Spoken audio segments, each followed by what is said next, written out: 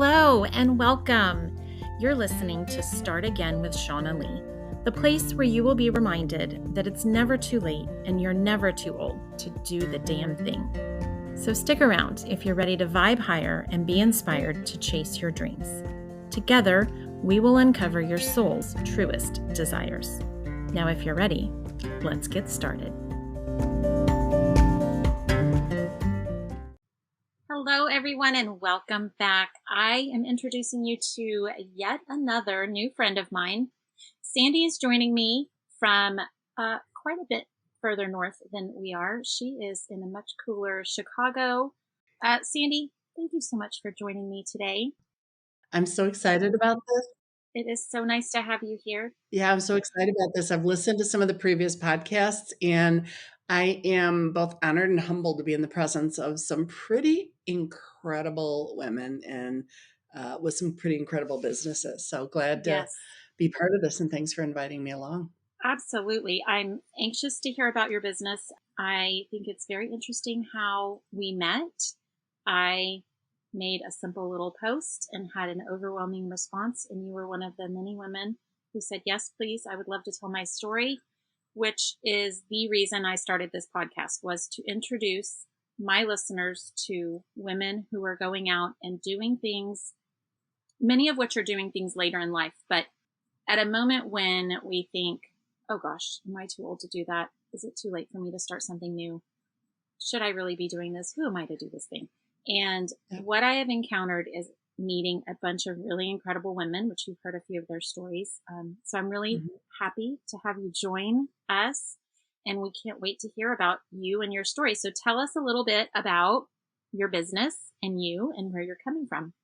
Yeah, absolutely. And I love this idea of starting again. And you just said something that is so poignant and so important to me.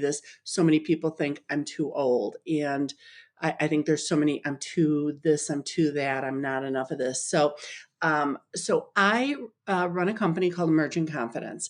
I'm a coach and a mentor for women. I focus on helping women learn to trust themselves so they can build the career they love and get the salary they deserve. And so, just kind of a little bit about how I got to this point.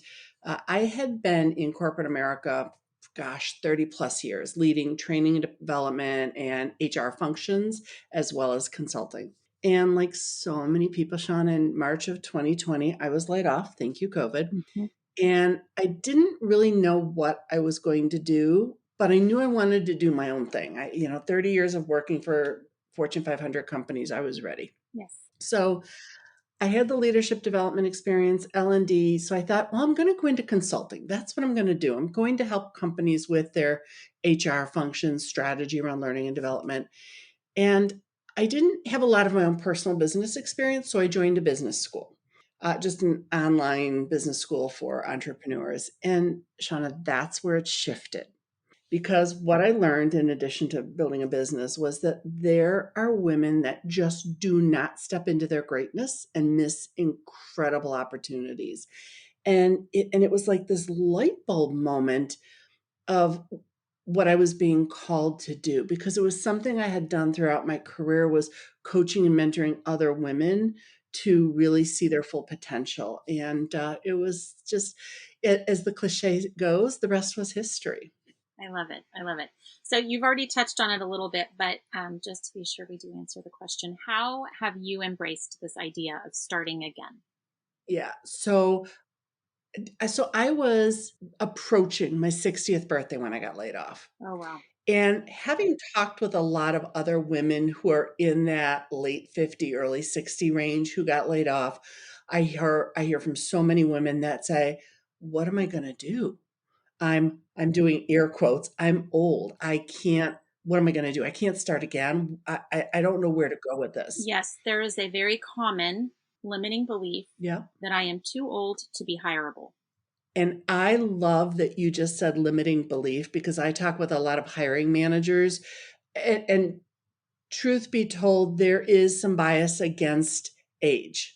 Sure. But having talked to a lot of hiring managers, there's also a lot of hiring managers who say, no, I want that experience. I want someone to come in and mentor my business. And so for me, this idea of starting again is kind of rebooting. So I am very cautious not to say starting over in anything that I do, because there's never starting over. You have experience, you have things that you've done. So you're just starting again, you're starting fresh. It's, I kind of, when I started my own coaching business, I called it Sandy 2.0. Yes, I love it. So it's like a reboot, if you will. So this whole starting again was just reimagining myself and reimagining who I was, what I could do, and how I could help others.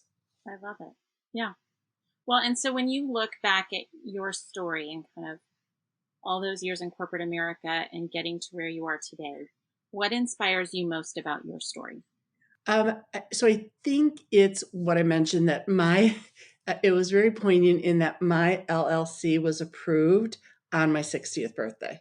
Oh, I love So I it. often say that, I'm living proof you're never too old. So I'm someone who really and truly believes you can do anything you put your mind to within reason.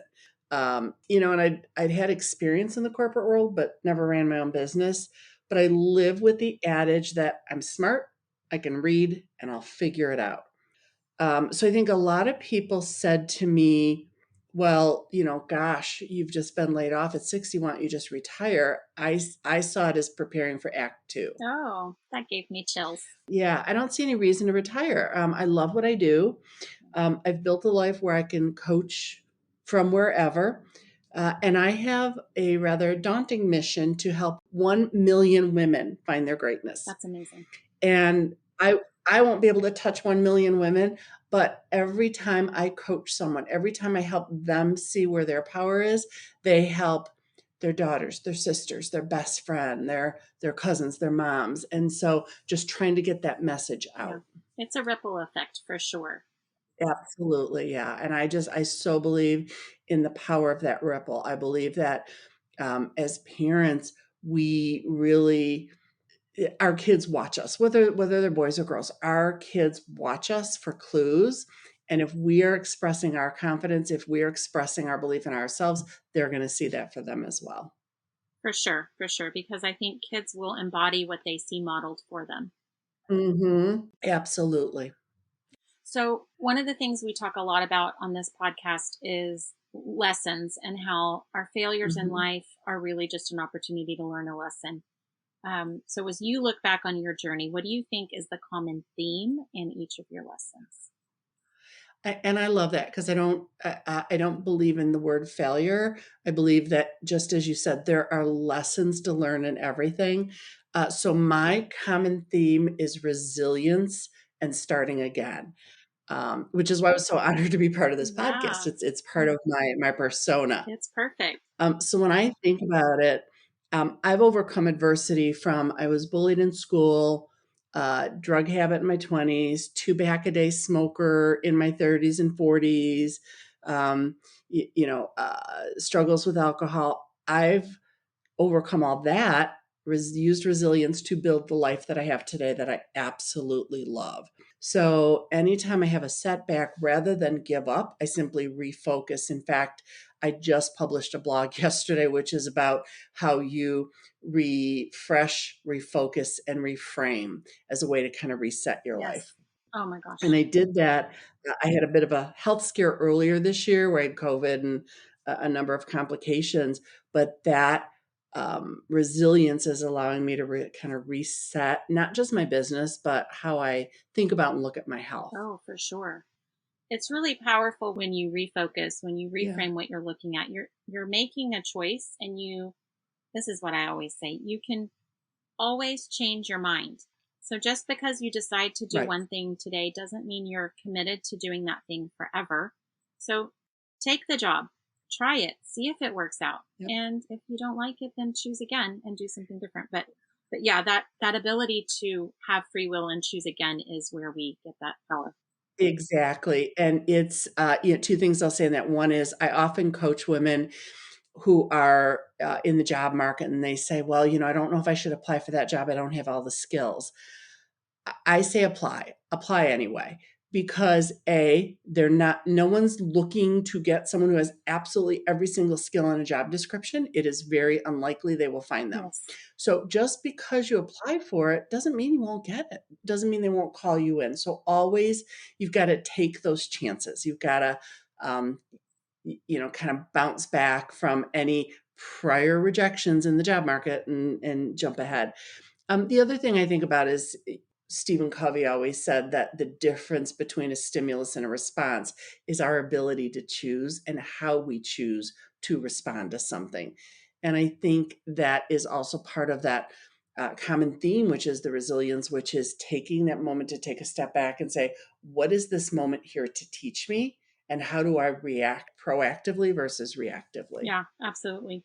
And I love that you brought up about applying for the job, even if you don't hit all of the bullet points, because I've said that a lot as well.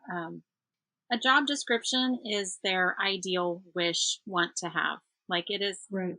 I've been on the hiring end and I've been on the applying end of both of those. And it just is, it's rare that you're going to come across a candidate that has every single item on that list. But the one thing I always say is you can't get it if you don't apply. So Right. what's the worst thing that's going to happen? They don't call you back.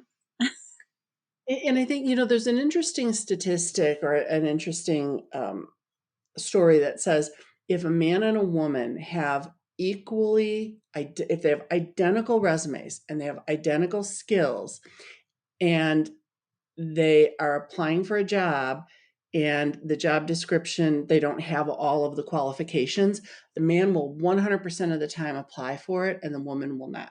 So men just have this amazing ability to look at something and say, you know what, I'm going to go for it and I will figure it out. Well, it's true. It reminds me of an online dating reference back after my last divorce. And I was just venturing into this online dating space. And at the time I was working with a bunch of very young, I was early 40s, and all of these people that my coworkers that I was working with, they were like early 30s, Mhm. baby early 30s. And they were all coaching me on how to properly online date, which was fascinating because the dating world had changed so much since I had been in it. And one of the things that one of the guys told me, and it was a man, he said, you cast a wide net. Like we are just Yeah. apply, throw your name out there, swipe, swipe, swipe, because you cast a wide net to see what you get back. It was like this fishing reference that I hadn't ever contemplated. But I think also men are conditioned to expect rejection. Mhm. They are conditioned to take the shot, to flirt with the girl, to make the approach. And they're almost expecting that they're going to get turned down or rejected. And so they have built up a little bit of a callus, I think, to they're toughened up a little bit. And so I think that speaks to why we probably see men applying for more jobs, because they know you cast a wide net, just throw your name in the hat as many times as possible, because that's where you're going to see it's a numbers game, you know? Yeah, yeah, and Shona, I love that phrase you just used, that men have built up that callus, because I think that's what it is. It's, I actually have a lesson that I teach, which is viewing rejection as a gift, and how do you use what you learn from that rejection, whether it be learning how to uh, put a different dating profile out there or apply differently or whatever the case might be. What do you learn from that? And sometimes the rejection that you're getting is just steering you towards something different that's most likely going to be better. Yeah, and I think there's so much valuable information in the rejection. If we can actually look at the feedback we're getting, it it serves us to hear why people are saying no, regardless of whether you're dating or applying for a job. It's the same. But Yeah. it's just feedback. And so when you look at that and can actually take the feedback as valuable information, it really does catapult you towards success and the direction you need to go. And Yep. sometimes it's just an unanswered prayer, which is also a blessing. Yep. Yep. I know your listeners can't see me furiously nodding my Yeah, head. It's that nodding. rejection is feedback. It's just something that's It is. giving you information so that you can make some changes, make some improvements, and refocus and just kind of shift your direction. I love that. Yeah, and I think that that speaks to the resilience that Mhm. you say is the in your theme, right? Because the more we experience that, the more resilient we become. It builds our confidence over time. It does all of those really beneficial Yep. things for us when we just put ourselves out there and withstand a little rejection. Totally. So, if you were to look back at any version of yourself in previous stages in your life, um, and you look at this younger you, what advice would you give her? I love this question so much. And what I'm about to say is going to sound so cliche, but there's two pieces Hmm. of advice I would give 14-year-old Sandy, because that's the girl I want to talk to. Number That's the one, age we're talking to. Okay. it gets better.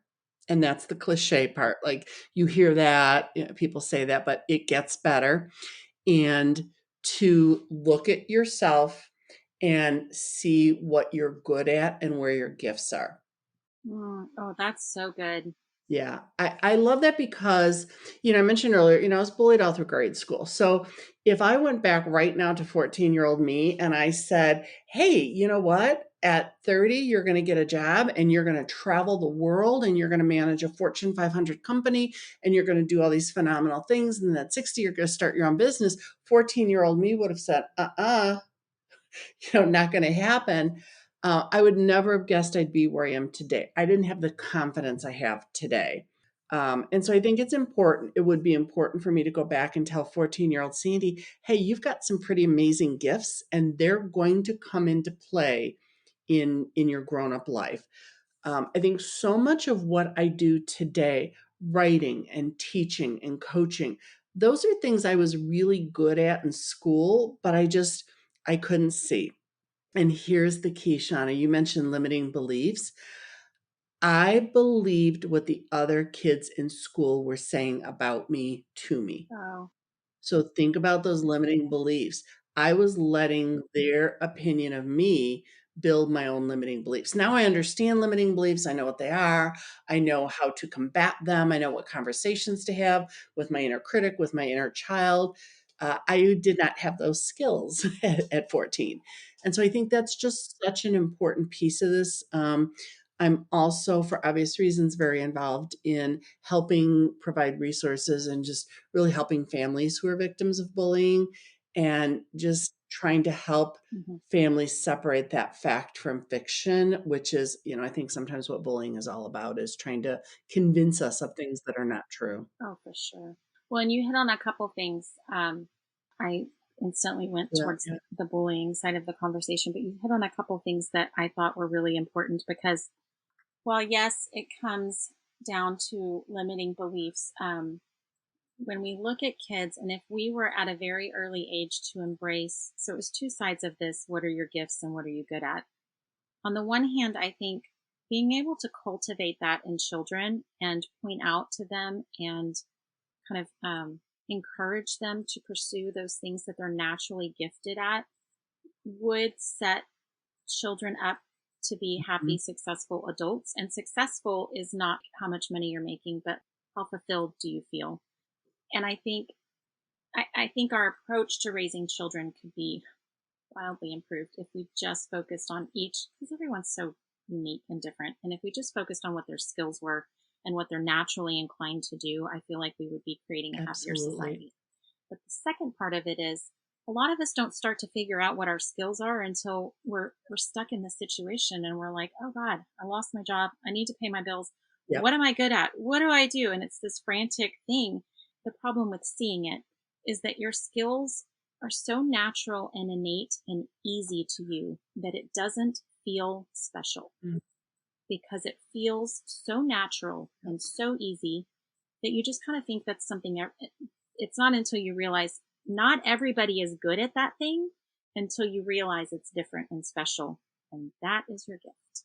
Yep, totally agree. That's how you find out what your superpower is when you realize not everyone thinks this way. Absolutely. So when you are coaching women, I'm going to go rogue and ask a different That's question that I okay. didn't tell you beforehand. That's okay. I love what it. What do you think is the common theme that you're seeing with women in terms of limiting beliefs, or what are these things that are? Because generally, what I have found with working with my clients is that the biggest problem standing in their way is themselves. Yep. 100%. 100% of the time. Yep. So, what do you think are some of the more common beliefs that you're seeing that are holding women back? Yeah, there's love this question. There's a couple of things that I see most often in clients. First and foremost is that inner critic that we have in our head. They try to silence it. They say, "Oh, Mm. I've got this voice in my head that's telling me whatever it wants to tell you. I'm too old." I've had clients who have said they're too young. I've I'm, heard that as well. to this, to that. I'm not this. I'm not good enough. I'm not whatever your inner critic is telling you. And they try to silence it. They say, I have to ignore this. Or conversely, they 100% believe what that inner critic is saying. And so, one of the key things I think, kind of like the foundation of the work I do with women, is understanding who that inner critic is, where it's coming from.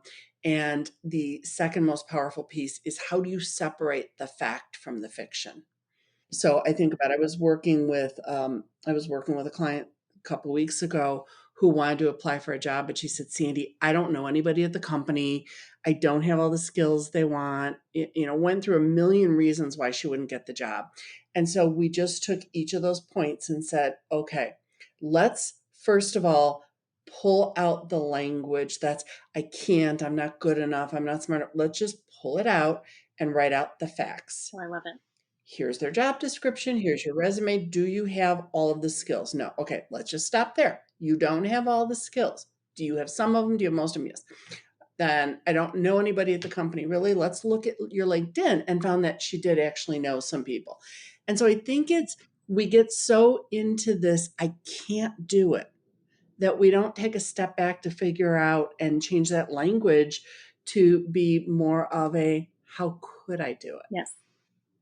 And I think our language is just such a key piece of this. Oh, our words are so powerful. Yeah, I think there's Oh, so many yes. ways that we convince ourselves why it won't happen or can't happen, but or why it won't work out. And so I like to just come back and say, well, what if it does work out? Yep. What does that look like? Yeah, and I think, going along with that, the other tool that I love using is when someone says it's not gonna work, and I immediately go, "Okay, what's the worst thing that's gonna happen?" If you let your imagination go wild and you totally catastrophize this entire thing, what could go wrong? And then they might say, "Well, I could, I might go on a dating app and nobody swipes, I don't know, whatever direction you swipe." Um, and I say, "Okay, so what?" Yeah. Okay, so if that were to happen, first of all, how likely is it? Probably not. But if that were to happen, so what?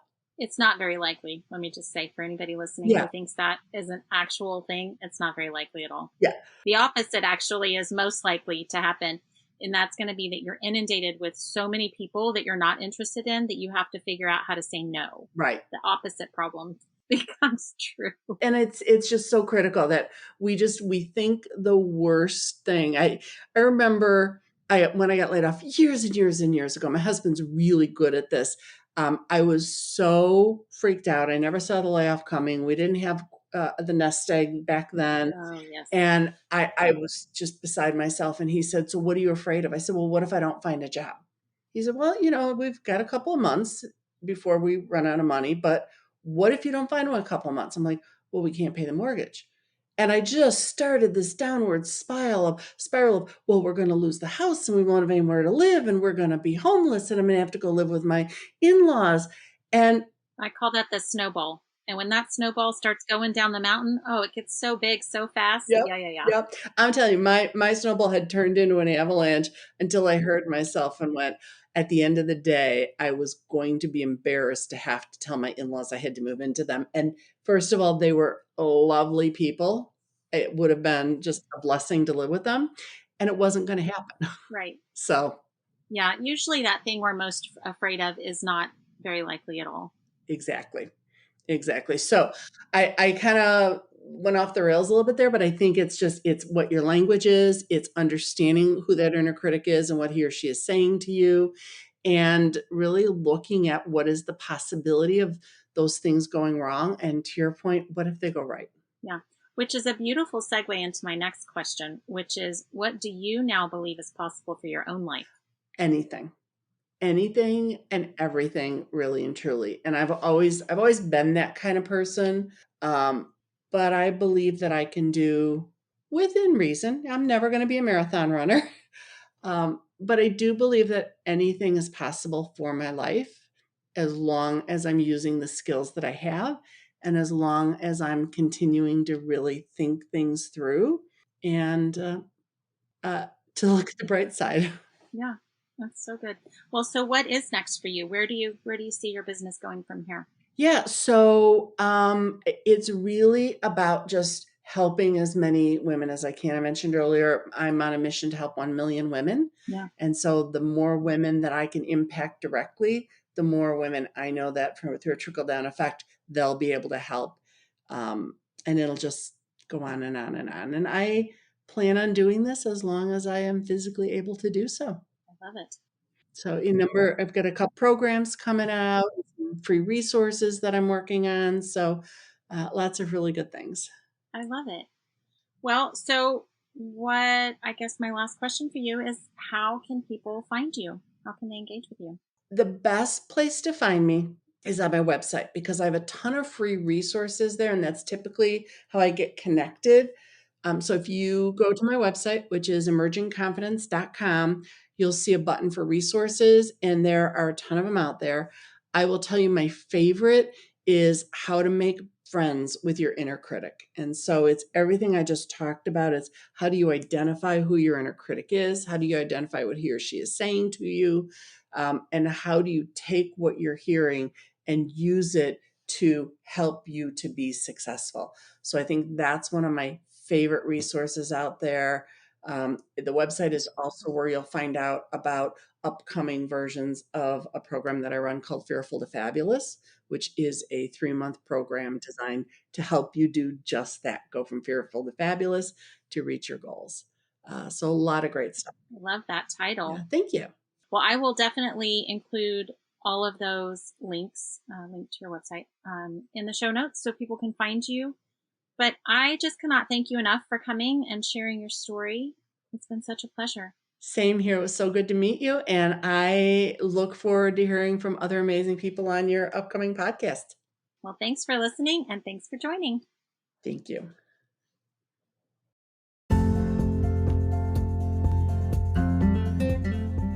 Okay, listen. Are you struggling to find what your true purpose really is?